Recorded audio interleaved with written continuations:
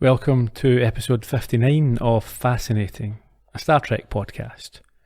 And the children shall lead. In this week's episode, Kirk and the Enterprise rush to a small colony, only to discover the adult population dead and their children oblivious to the fact. After bringing the kids aboard the ship, it becomes apparent that they are in league with a dangerous alien creature. But can Kirk and Spock resist their powers long enough to save the crew? Or is this the end at last for our heroes?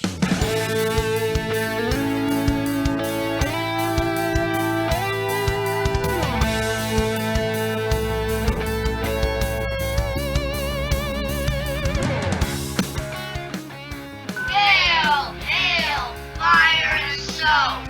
Call the angel, we will go. Far away, or to see. Friendly angel, come to me. Good evening, Ian. How are you? I'm okay, Gerry, how are you? I'm alright, but this is another creepy kids episode. With the possible exception of our own, children are just annoying. We've discussed how this season doesn't seem to be as bad as the general perception. I'm starting to change my mind. Yeah, this was bad. It was absolute crap. And derivative, there was stuff borrowed from Mary? Mary, Charlie X, and I think for a lesser extent, Naked Time probably as well. Kirk being a bit of an arse as well. Well, that's your view. Mm-hmm. Should we just go on with it? Must we? I mean, Half-hour episode this week. there is something about kids that are just annoying and creepy. These ones were particularly annoying. Especially the big one. Yeah. What happened with him? Twice the size of the rest. Oddball. Why's he hanging about with these other kids? Planted in compost as a child. Yeah, okay, let's just crack on.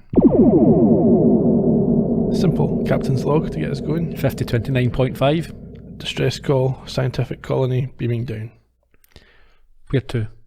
Tyriakis. Yeah, they arrive to find numerous bodies of men and women strewn over the ground in rocks. And part of their camp is smoking. It's a very distressed looking scene.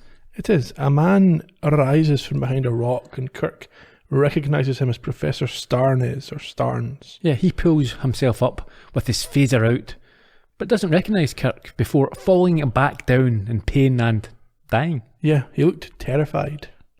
They then find a vial of what McCoy identifies as a sialodin. I presume that's a cyanide derivative. Yes, they find this in the mouth of one of the women. And they realise, therefore, that the deaths were in fact suicide. Kirk plays back tricorder We got recordings. we got a close up of. Is this the first time we've seen this close up Of what? of him rewinding, playing back? Oh, yes, because they haven't used this feature on the tricorders before, have they? No, don't think so. No. Quite So, yeah, that was quite nice. yeah, we hear a log, obviously, of Starnes saying, "Must destroy ourselves, alien upon us, the enemy from within, the enemy." And things get odder still when a group of kids appear and are happily running around until they spot the guests and ask who they are. Yeah, Kirk introduces himself, and the oldest boy, I think Tommy, the one that you were particularly perturbed by, he does the same for the group of children. Yeah, he says he's Tommy Starnes and the others are Mary, Steve, Ray and Don. They then begin their creepiness by grabbing Kirk and playing Ring a Ring of Roses around him. Yes, he looks quite concerned as the credits begin. This is followed by a supplemental log. Time has passed and they have buried the parents of the kids. That's what we find out. Everyone is deeply affected except for the children, who would rather play, which Kirk thinks is weird. No sign of grief No, Jim. No indication of any kind. or of fear, They seem completely secure and unafraid. and you insist that their behavior is a sign of traumatic shock? I don't insist, Jim, but I can't dismiss the possibility. Child suppresses the fact that both parents are dead. I can't believe it. Humans do have an amazing capacity for believing what they choose and excluding that which is painful. Not these children, to this extent. It's incredible. What those children saw is incredible, Jim. The way those deaths occurred, any reaction is possible, including lacunar amnesia. That's my diagnosis. Until specific tests can be made, it remains that.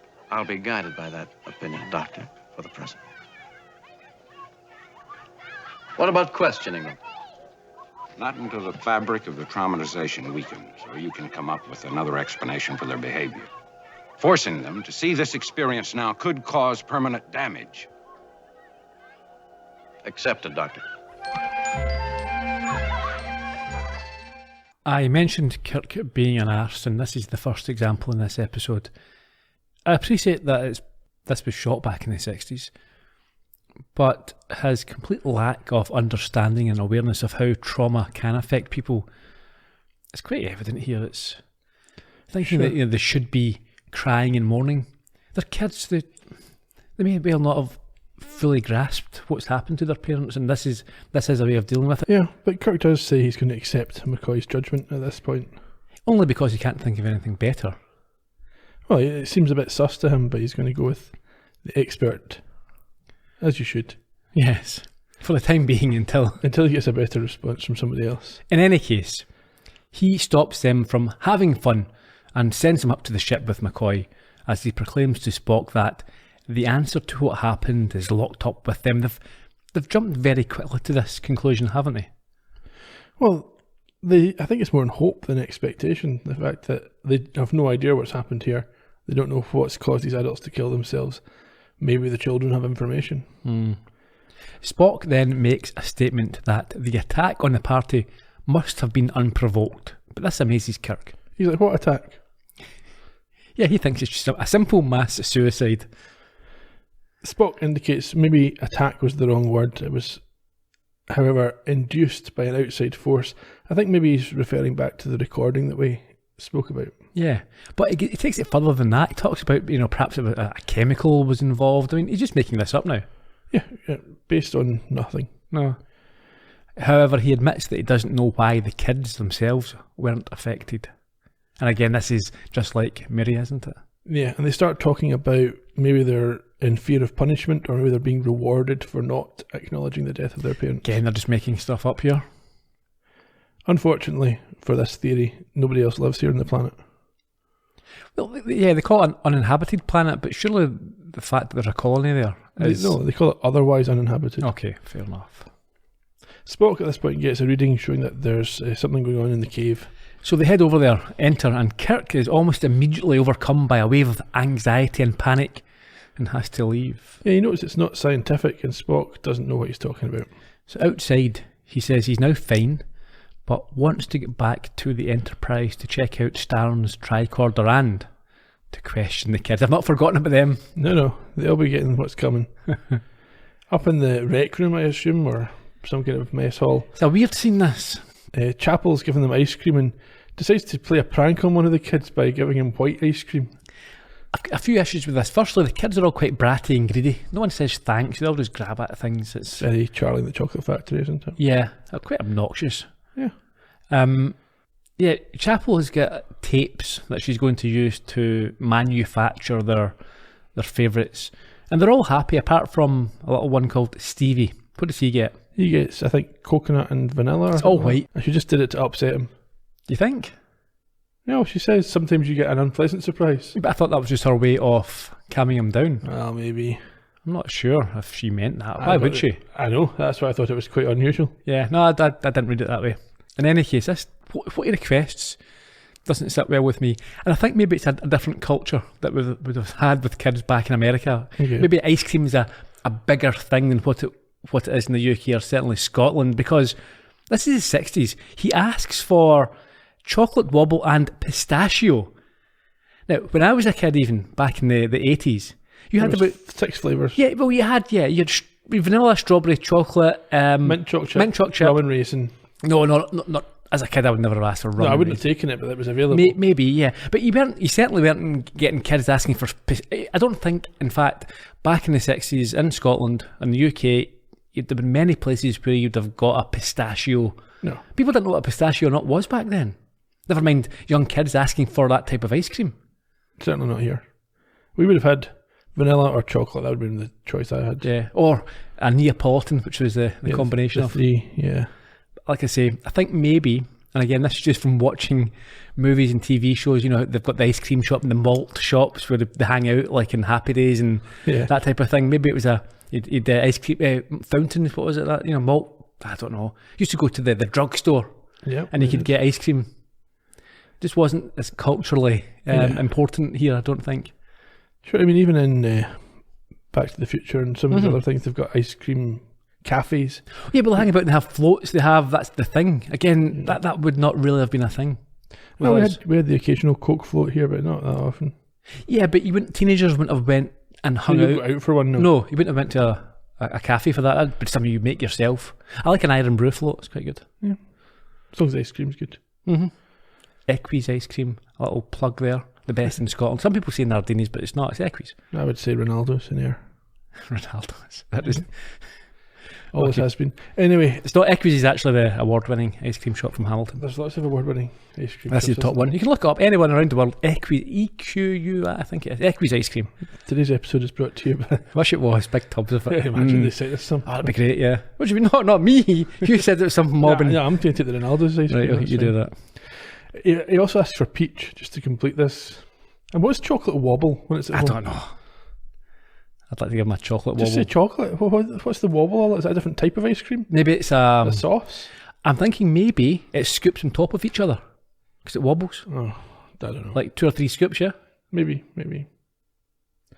Anyhow, we go down to the corridor where McCoy tells Kirk that his tests on the children have drawn a blank, and he wants to take them to the nearest starbase to do some more in-depth work. However, Kirk wants to question them like criminals and ignores McCoy's sensible request to wait for this. And for some reason, he refuses to leave until they have found out what is going on. Yeah, in case there's something on the planet. I don't know, they've not really done this before. We're not leaving orbit until... there's no one down there. So if there is something on the planet, so what? It's now they're dead bodies and uninhabited, so just get out of there. Need to leave a warning buoy. Buoy? Get away. Kirk then arrives in the room where the children are sitting with Nurse Chapel and takes a seat at the kids' table.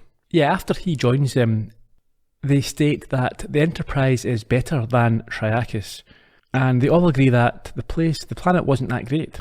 However, what do they say about their parents' views? Yeah, well, Kirk indicates that maybe their parents didn't like it either, but they disagree. And then he clumsily suggests that their parents would miss them, and he is sure that they would miss their parents, you know, the ones that are dead. Yeah, but they don't seem to have clocked this. No, but they look uncertain for a moment until one of them starts chanting something. Yeah, they get up and start running around again. Busy, and that reminded me of, what did they shout in, what was it in Murray they shouted? Was it bonk bonk? Yeah, that was it. That was stupid. It was annoying as well.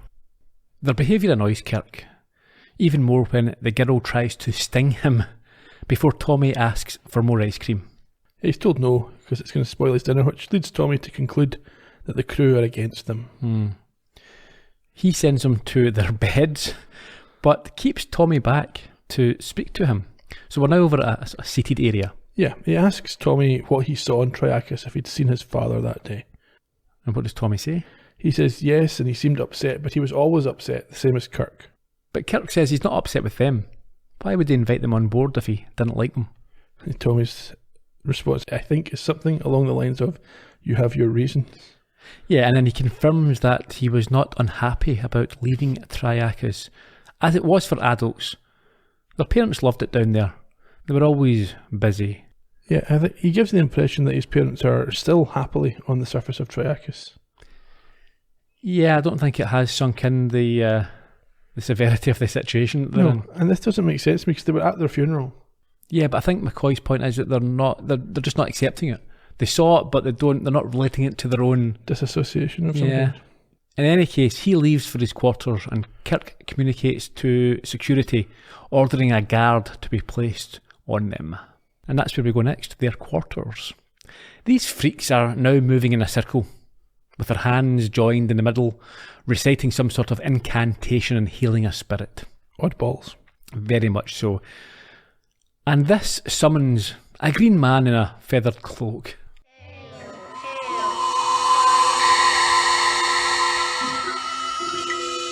You have done very well, my friends. You have done what must be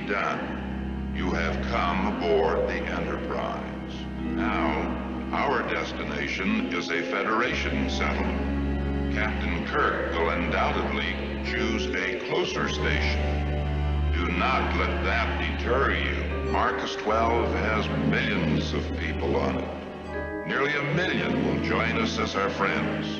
The rest will be our enemies. Together with our other friends who will join us, we will defeat our enemies as we defeated them on Triacus. 1 million friends on Marcus will make us invincible. No one will tell us where to go, when to sleep, where to eat. The universe will be mine to command, yours to play in. To accomplish this great mission, we must first control the Enterprise. To control the ship, we first must control the crew. You know how to do that. That is your next task. And as you believe, so shall you do. So shall you do. As you believe, so shall you do. So shall you do. As you believe, so shall you do. So shall you do.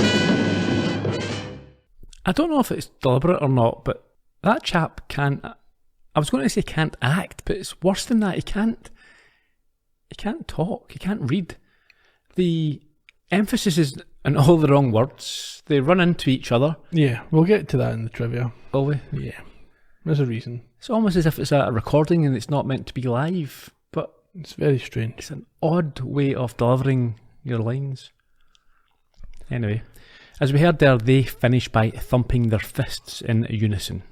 Yes, and we head up to the bridge where, after brief reports from Sulu and Uhura, Spock comes in and tells Kirk he has the tapes from Starna's tricorder ready. Yeah, apparently they offer a number of unscientific hypotheses. So they play the videos. The first one has Starnes appearing on the screen, and he starts by noting that they all felt anxious, the parents that is, when on the planet. Yeah, but it doesn't affect the children, who find the whole thing an exciting adventure. The second clip has him state that this anxiety is growing, and the third tells how the excavation has revealed that whilst the previous civilization was destroyed by a natural catastrophe, one of the survivors took refuge in the cave, but that they are becoming more apprehensive due to an unseen force. Yes, but before he can finish, Tommy comes in and starts pumping his fist. Yeah, covertly. Yes, which causes the picture to break up. And then, like Michael Myers, he spooks Kirk by appearing right behind him. Yes, asking to go to Marcos 12. Is that like Imelda, Marcos? Something like that, yeah. He flatly refuses this, but does allow him to stay on the bridge to watch what's going on as he and Spock leave. Yes, and Uhura is told to send McCoy to meet them. And when they're gone, what does Tommy do? He arm pumps Sulu, who takes the Enterprise out of orbit despite thinking that he hasn't, and then confirms that he thinks he can see Triacus on the view screen, which Chekhov agrees with. But when Uhura spots it's not that, they are still moving, she gets arm pumped as well. Down in engineering. Dawn, I think it is? Yeah, he arm pumps the whole engineering crew. Yeah, well, the two red shirts, who get into a fight with Scotty after he appears and challenges them about the change of course. Yes, and ultimately they knock him out. Yeah, as Dawn watches on. We've always known Scotty's rubbish at fighting, though. Yeah, of course. Why not use the fist pump on Scotty rather than... He does later. Yeah, why not right away? Don't know, maybe he quite enjoyed the fight. Or maybe they just use it as little as they have to. I don't know, it's not really explained. Kirk's quarters, sorry, is that where we're going, is it? Or yes. meeting room? Kirk's quarters. He's there with Spock and McCoy. They're watching the rest of Starn's recordings, and we hear him tell how he realised what was going on and sent a warning to Starfleet before he breaks down screaming about the enemy within. And well, that's the recording we heard at the start as well, because he's talking about the enemy from within, the enemy destroy ourselves, and so on. It's unnecessarily vague. Yeah, he could just have said what's happening. It ends and Spock tells them that the communication was never finished and a dispatch was never sent other than scenes of normal family life. Well, that's all that's left on the tapes. It's some video of family picnics. And so Spock surmises that they must have been overwhelmed quite quickly. And they have this weird moralising about the actions of evil. Yeah, it's a massive leap. What is it they say? It must be something evil, as evil tries to maintain power by suppressing the truth or misleading the innocent. Where is this shit coming from? They're just making up. What's good and evil got to do with anything? They've no idea. And we've seen in other episodes as well where they think they're up against some malevolent force or monster. Was it the pizza monster? One of the ones. Devil in the dark. They're just doing their own thing. Yeah. They're not. Perhaps this colony interrupted they feel as if they're defending their own territory. Exactly. They've no idea if it's evil or not. No. Spock, meanwhile, has learned some of the history of Triacus, or at least some of the legends. I don't know where he's got this from. Where has he got this from? I don't know, because the other civilization was only discovered by this crew, or this colony, not that long ago. Okay, tell us about it. He talks about a band of marauders who made constant war throughout this solar system and who, after being defeated, warned that the evil is awaiting a catalyst to set it once again into motion and maraud across the galaxy. Again, just made up.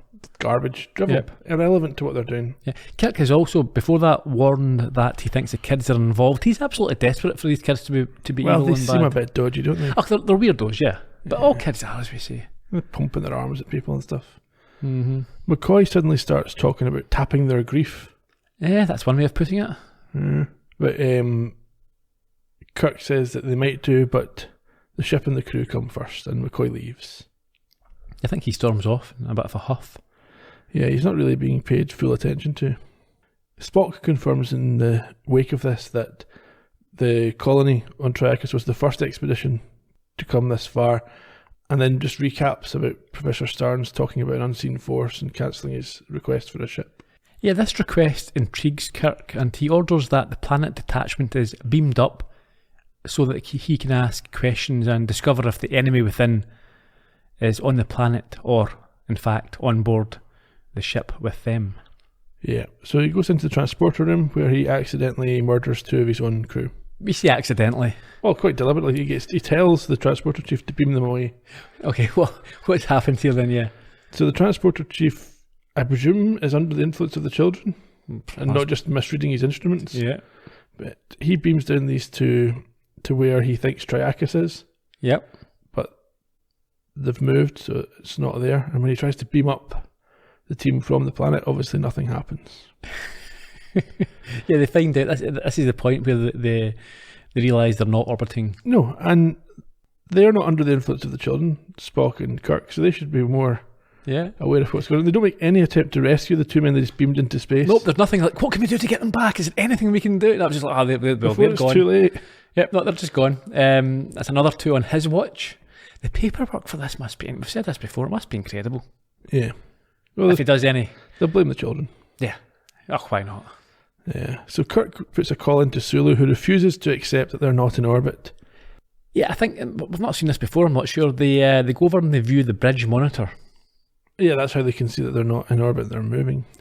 Sulu tells him he's wrong, and he has it on his screen. Yep. So Kirk says that's not right. I'm coming to the bridge where all the children have now gathered as well. Yeah, they are again at their incantations, which Kirk can hardly believe, as he bursts on to the bridge and witnesses the re-emergence of the green spirit. Friends, we have reached a moment of crisis. The enemy have discovered our operation, but they are too late. They no longer control the ship. We do. We shall prevail. They will take us any place we desire. So, back to your stations. Maintain your controls. If resistance mounts, call upon their beasts. Their beast will serve us well. The fear in each one of them is the beast which will consume him. Remember how it was on Triacus? If they resist, so shall it be on the Enterprise. If you need me, call, and I will appear. Our new goal is Marcus 12. It is our new beginning. We must not falter. So Tommy, now in charge of the children, makes Sulu see swords on the view screen which terrify him. Why would you think that's terrifying? I know it's not the most terrifying, is it? It's does he think they're coming to get him? Is it some sort of... If they move, probably, yeah. Yeah. So Uhura is told to contact the starbase, but suddenly she's got a mirror, which she never had before. Mm-hmm. I don't know if that's part of the illusion. Must be. And she sees herself being old, deformed and dying, which paralyses her with fear. They don't use Uhura. They haven't at all, really. Have they used Uhura to her full advantage in any Never, way? at no point. And this is at least the second time where she seemed to be very sort of superficial. Her biggest worry is that, I'm getting old and ugly. And Yeah, but like, I'm mud, yeah. yeah. Kirk then orders Spock to call Starfleet, but he refuses. I don't really know what's going on with Spock here. Is he under the influence, or is he just being weird? I think he must be under the influence, yeah. Okay. He says the bridge is completely under control, there's no problems. And when Kirk persuades him to make the call anyway, Tommy arm pumps him and he won't do it. So at this point, Kirk surveys the bridge and he knows that he's in trouble now and tells security to take Sulu to his quarters, but Tommy manipulates this so that all the guard hears is gobbledygook. That's true.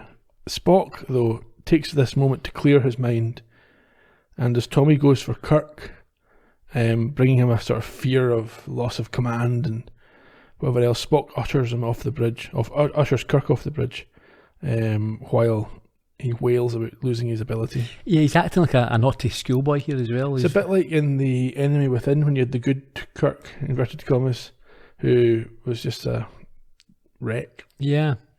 So in the turbo lift, Full chat as he descends into this sort of madness, but Spock, who's now back to his old self, is able to talk him down, talk him back. He doesn't really have to say much, he just kind of stands there. Calls him Jim. It's you, Jim. Remember, I'm Spock, yeah. Oh, yeah. And he gets over. It's enough anyway for him to go over this, and they walk out into the corridor. Kirk calls Spock his Vulcan friend at this point as they head to auxiliary control. I don't think he's done that before. Nah. In auxiliary control, however, there's another problem. With urgency, Kirk tells Scotty to override the course that has been plotted, but immediately realises that he is also under the children's control when he refuses to do so. And they look around and see Dawn in his fist. Yeah, and Scotty threatens to kill them if they do anything. But despite this warning, Kirk lunges at the auxiliary controls. Yes, but he and Spock are forced to retreat when Dawn helps out the red shirts. Back in the corridor, and it seems that Kirk has had a change in attitude towards the children. Oh, I'm all right, Spock. My beast is finished. It won't return. Captain, so long as the children are present, there is danger. They are the carriers. Spock, they're not the alien beings. They're children being misled. They are followers. Without followers, evil cannot spread. They're children. Captain, the 430 men and women on board the Enterprise and the ship itself are endangered by these children. They don't understand the evil that they're doing. Perhaps that is true. But the evil that is within them is spreading fast. And unless we can find a way to remove it, we'll have to kill them.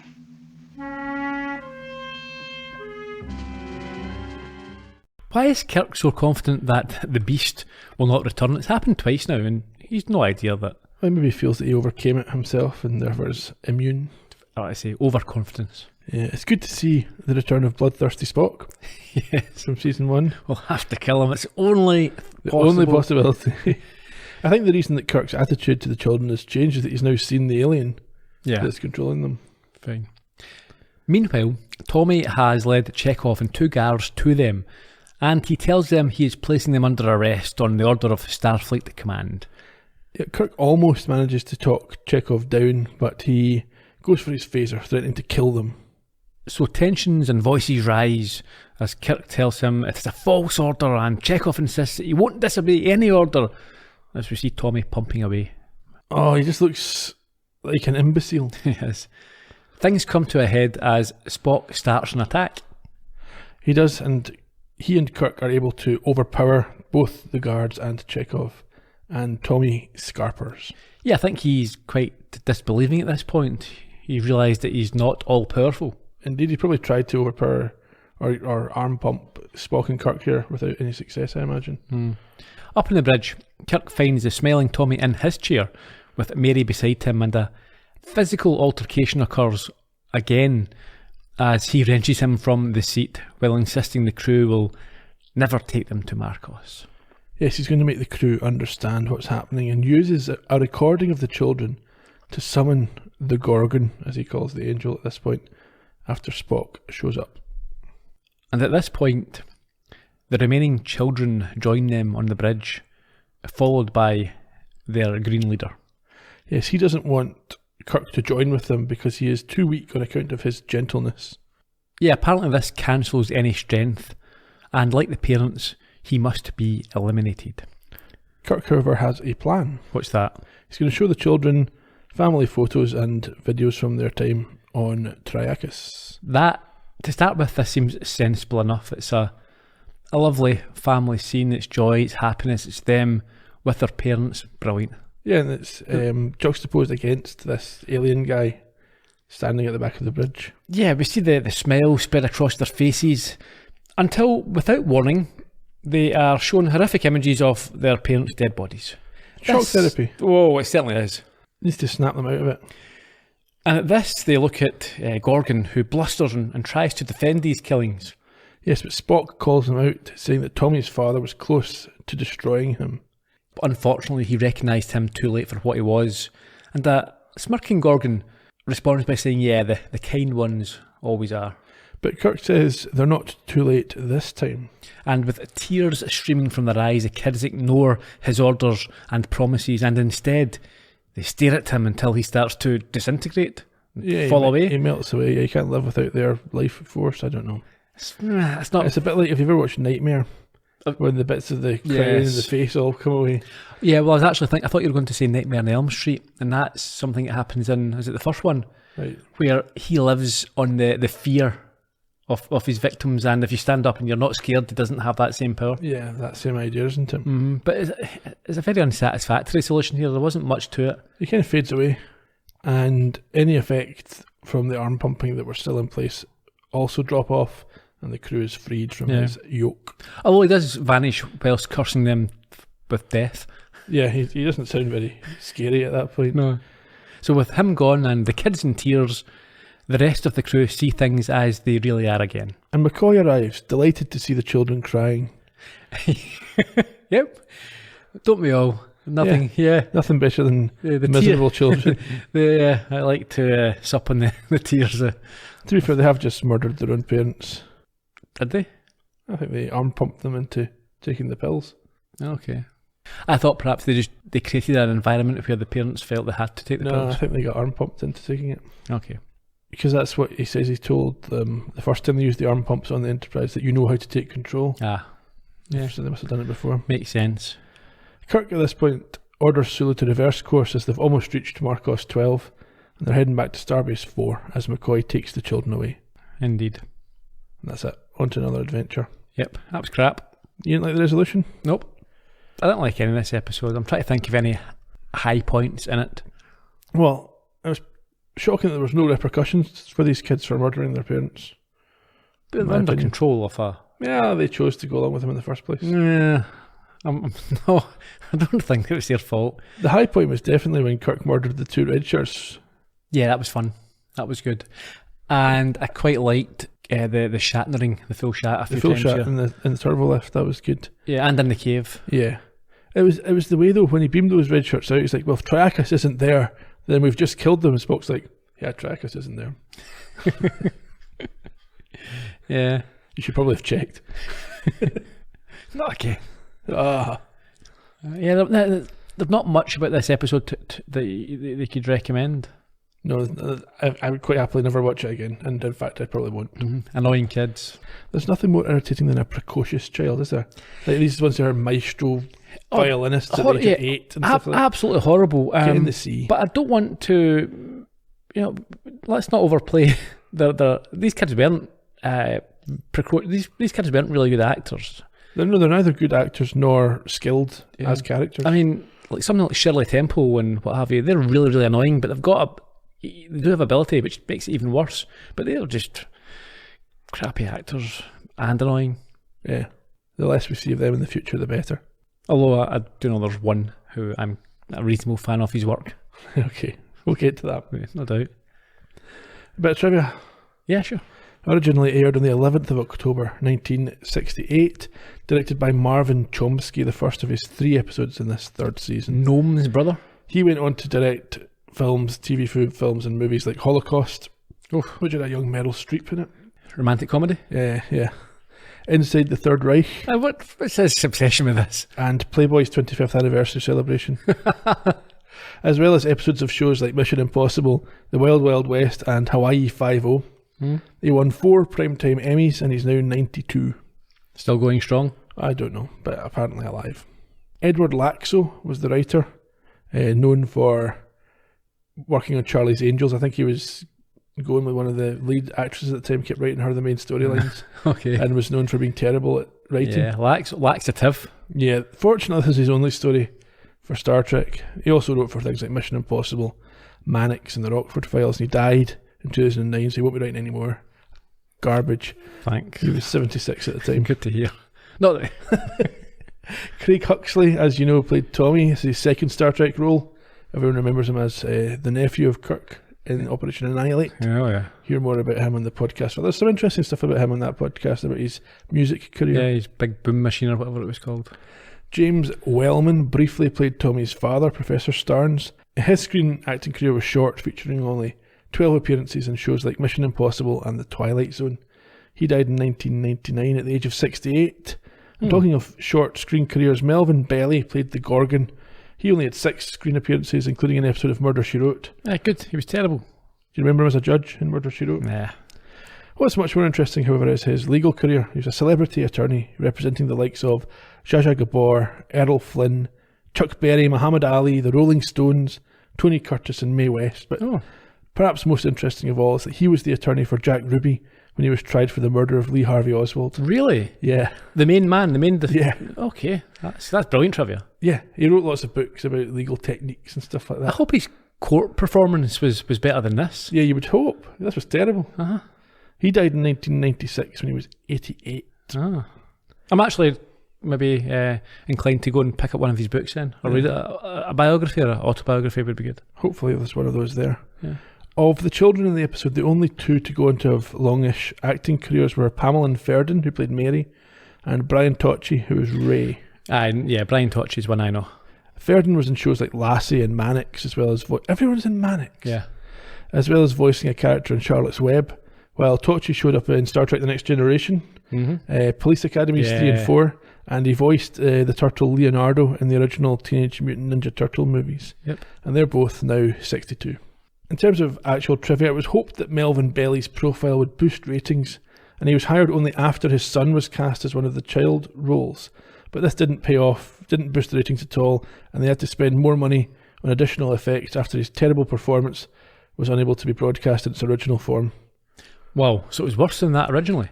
Yeah, they had to add those special effects so it didn't just sound like him reading it really badly. I mean, literally, you talk about phoning it in. It sounds as if he was somewhere else and just read this out. He had no idea what he was meant to be saying. You've never seen it before? Well, I'll tell you what it's like. It's like if you phonetically read another language. Like when I do every week. Yes. Just like that, yeah. Except for like 30 seconds at a time. That's what it sounds like. You don't know what these words mean. You're just saying things. Yeah. Sticking with his character, Kirk refers to him as the Gorgon before anyone tells him that's what his name is.